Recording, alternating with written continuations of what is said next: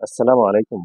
আশা করি প্রিয় বন্ধুরা ভালো আছেন। আজকে যে ভিডিওটা আপনাদের সামনে নিয়ে আসছি, ৩ রিলে আইপিএস সার্কিট। খুব জনপ্রিয় একটা সার্কিট। এই সার্কিটের কাজ জানে না এমন কোনো লোক নাই। যারা আইপিএস এর কাজ পারেন সবাই এই কাজ জানে। দেখুন, আমি ১ম থেকে একটু পরিচয় করিয়ে দিচ্ছি আপনাদেরকে।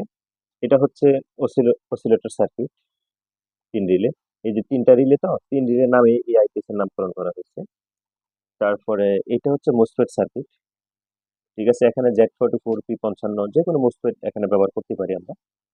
আর এটা হচ্ছে ট্রান্সফরমার। ট্রান্সফরমারটি মূলত ২ ভাবে ব্যবহার করা হয়। একটা স্টেপ আপ, স্টেপ ডাউন।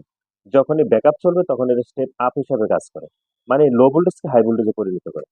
যখন কারেন্ট থাকবে তখন ২২০ ভোল্টকে ১২ ভোল্টেজে রূপান্তর করে। মানে স্টেপ ডাউন হিসেবে কাজ করে। ২ টায় উভয়মুখী এই ট্রান্সফারটা ব্যবহার করি আমরা। তো দেখেন এখানে সরাসরি পজিটিভ ভোল্টেজটা ট্রান্সফারে সেন্টার পয়েন্টে এসে লাগবে।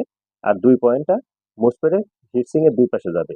আর এখানে মাঝখান থেকে সরাসরি কি ব্যাটারি নেগেটিভ কানেকশন চলে যাবে।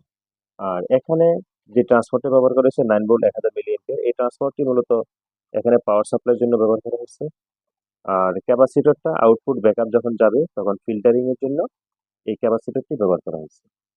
আর এটা তো জানেন এটা charging on off switch, output socket, তারপর ডিসপ্লে আছে।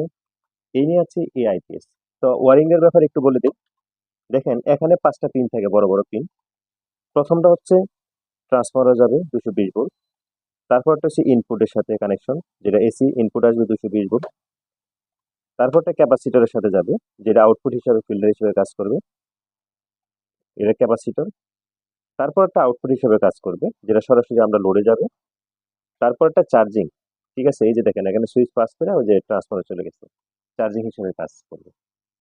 আর এখানে যে পিনগুলো আছে, এই পিনগুলাই প্রথম ২ টা হচ্ছে পাওয়ার সাপ্লাইয়ের জন্য, পরবর্তী ২ টা আইপিএস অন অফ সুইচের জন্য, পরবর্তী ২ টা হচ্ছে এখানে কুলিং ফ্যান চলবে এবং ভোল্টেজ কন্ট্রোলের জন্য। সেন্সর ভোল্টেজ বলে অনেকে।